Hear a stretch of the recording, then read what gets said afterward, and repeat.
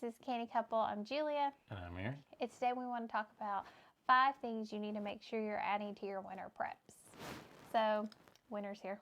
Yeah, and for us, it's always something we are keeping close watch on the weather just because of, how many days, weeks we've gone without power in the past. And where we live in Southwest Virginia, we don't have a normal weather pattern. No. Like a lot of people at this point in the year, they know they're going to have snow. We'll have 60, 70 degree days. Yeah, like a good example the other day, they were giving, possible tornadoes during the day and snow at night. It is what it is. So we have to be constantly adjusting, constantly thinking about the weather, and also making sure at this time of the year our preps are spot on. Right. We are not behind. So these are just 5 items that you might have thought of, but some of them you might not have, and we want to make sure they're top of mind for you in your winter preps. So the first one is always going to be our go-to. Make sure you have food and water handy. And this is going to be too, you got to think about how you're going to cook it. Yes. How are you going to get water? Are you going to store water? You got to think about all of these things. And if you have ways that you like to cook and store water easy, please leave those down in the comments below. And also, please make sure you subscribe to our channel. We would really appreciate it. So I really like to have grab and go food. We've talked about this a lot on our podcast. It's one of the things I stock up on. I know it's processed. I catch it on sale. But Pop-Tarts are my go-to. They are. And I know they're not healthy for you, but they're so easy to have in the winter time, and I always try to have some on hand if something were to happen. It's easy to grab and eat food. My goal is that eventually we have a whole bunch of canned food we can heat on the wood stove or heat outside on the grill, or we can use our solar generators to, use the air fryer, use a kettle, crock pot, anything. And we've actually been doing that these past few weeks, and it's actually worked out really well. So our solar batteries, our bigger batteries, will actually run our air fryer, which is really nice. So it kind of saves us on electricity. Plus, we're testing it out when we have power before we are in a situation where we don't have it. We can run the coffee pots and everything for several days. So it works out really nice. The next thing is going to be make sure you are prepared if you have a fire emergency. Yeah, and this one's something always top of mind for us just because it's 20 to 30 minute drive, to your closest fire stations. And these are all volunteers, so by the time people get there and to your place, it might be too late. They can't get up to us any faster than we can get down this mountain. Yep. Those sirens don't speed them up. They don't make them go faster. They don't make our roads go straight. Yep. So they cannot get off this mountain any faster than we can, or up this mountain any faster than we can. Actually, it might take them more time because they're bigger. They're carrying things. A lot of times they have to water. Yeah, up here because we don't have city water. There's no fire hydrants, nothing like that. So fire, especially since we have wood stoves, we have fireplaces, has always been a big concern for us. Yep. So what do we do about that? We have fire extinguishers. We have a fire blanket. We have smoke alarms strategically placed, several throughout the house. Mm-hmm. So we get first warning sign. Make sure if you do have smoke alarms, you're reading the directions on where to place them, because we had a really good one that we had gotten. Yeah, talking about the dead zones of, where you place your smoke detectors, make sure you don't have any dead zone. Which is really interesting. We hadn't thought about that as it changed where we were actually putting our fire alarm. So having those smoke alarms, having those things that are going to help you get ahead of it is a really good thing. You also want to make sure you have your documents, your personal documents, into a fire safe box or a fire safe something you folder. Can grab and go. You can grab and go. It's protected. If you can get one that's we look at how long is it fire rated. Mm-hmm.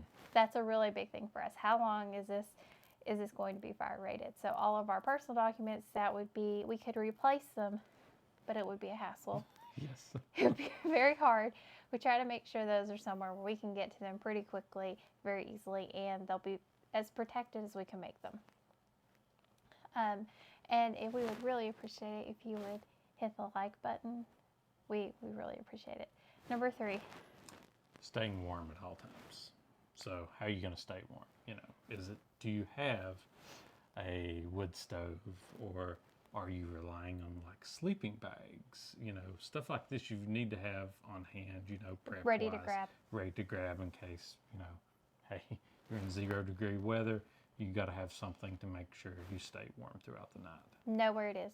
Yep. Know where it is. Know that it's ready to go. Make sure you have your wood storage filled. Make sure if you need gas, you're getting that filled. It's actually better to fill it in the off season. Yes, that's when it's cheaper. Well, it's not just cheaper, but you have less demand. That's true too. So you have less demand. It is going to be cheaper because it's going to be less demand. You're going to be cheaper. Most people are procrastinators at heart. They can't help it. They're going to wait till cold weather is upon them, and then they're going to get that filled. Yeah. It's just the way the world works. So if you do rely on gas and it's not pumped into your house, like a lot of places are in the north from what we see, everybody around here, you have to have it brought to you. Yep. Make sure you get that filled. I would also say if you're trying to keep a small area warm, or if you don't have those preps, like you don't have gas, you're relying solely on electric heat, try to set up an area in your home and have it ready to go, where you can keep a small room heated. They do make tiny little heaters, like itty bitty little ones that you could get. I think we got ours at Walmart. Was for the camper van.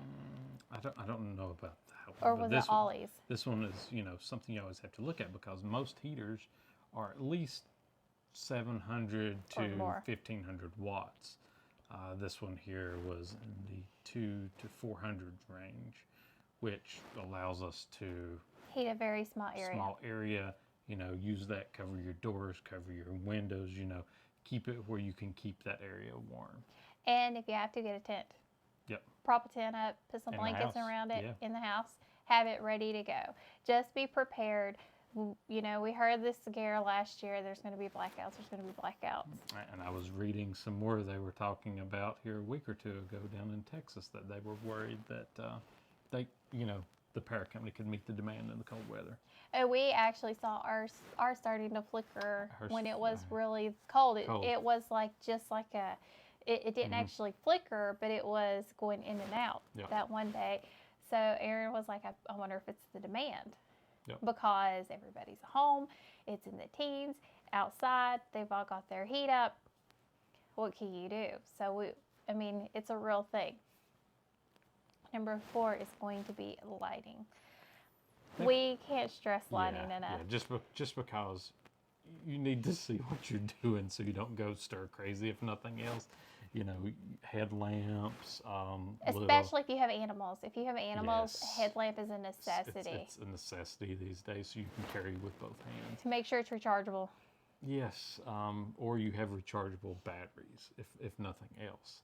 Because now I don't know, like all of them now are usually made to be rechargeable. But if you get an old school one, it's harder to find. Yeah. If you get we have a really old one, like when they first came out, it's batteries. Mm-hmm. But we have several that are rechargeable. We love them. Right. We absolutely love them, and they last for a really long time. But they're wonderful. Even like Aaron can't really see very well to go water the animals at night or in the early morning when the sun's not up. It's kind of hard in some way, so he'll put the headlamp on and he can go anywhere. So it's just really one of the great things. If you do have flashlights, rechargeable batteries, rechargeable flashlights. Don't just have one or two. Yes, and check them regularly as well to make sure they're still functioning. Yes, make sure they still work. Make sure your batteries haven't went corroded. Make sure the light bulb still works. Like I had a solar one before that could charge off solar. It just stopped working, and that used to be my go-to one. So, you've got to make sure that all your necessities are properly working. Then we had a lot of little ones that we got for cheap, like the little itty bitty ones. They were so cheap. They were handy. They were so handy. We had a whole bunch of those, and they all eventually went out. They just stopped working. Now, the last thing is something that we started implementing last year, or a year and a half ago, somewhere around there, and it's so helpful. Go ahead. Go ahead. I was going to say it's checking our batteries monthly. And what we're talking about our solar generator batteries, our little battery packs, our little phone chargers, even rechargeable batteries themselves, to make sure that they're all at fully charged, ready to go when the snow hits. because they can drop. Yep. Or if you grab one and use one, it can drop. And I know a lot of people say, you need to store them at lower things to extend their life, but when it's in the wintertime, it might be better to keep those charged up so they're ready to go. And for us, we get ours at such a good price. Yeah. We've bought the majority of ours so cheap that sales. it's insane. So we're okay. We've already got our money out of them, so if it doesn't last as long. We really have. And it's just one of those things where a lot of people tend to forget it. And you don't want to be relying on this, especially if you're relying on it for like something for medical or anything like that. You need to make sure that battery is at full charge. Even sound machines. This is important to us. We need to make sure we have we bought a sound machine for Isabel. We made sure it was a rechargeable one. Because if she doesn't have her rain sounds, the world's coming to an end. And it had so reviews. It was the only one we could find, but this thing's been amazing. It's been absolutely amazing. Yeah. Uses hardly any battery, works for a couple of days. We've had to use it several times. It's been an invaluable investment for us because we knew we needed that. And when we were looking for these items, that's what we looked for. So just make sure your battery check, you have something that reminds you once a month, oh, I need to go see what my percentage is. If you're okay with 89, 90%, that's fine. But if it's at like 10, 50, you might want to plug that up, set up your solar, do whatever you're going to do, get that bumped back up. Right. Well, any comments, questions, leave those below or send them to thecannycouple@yahoo.com. Make sure to go over and check out our link tree, which has all of our other content. And make sure you leave your top winter preps in the comments below. I would love to hear what they are. And as always, thank you for joining us on The Canny Couple, where we work hard, live simple, and enjoy life. Have a wonderful day.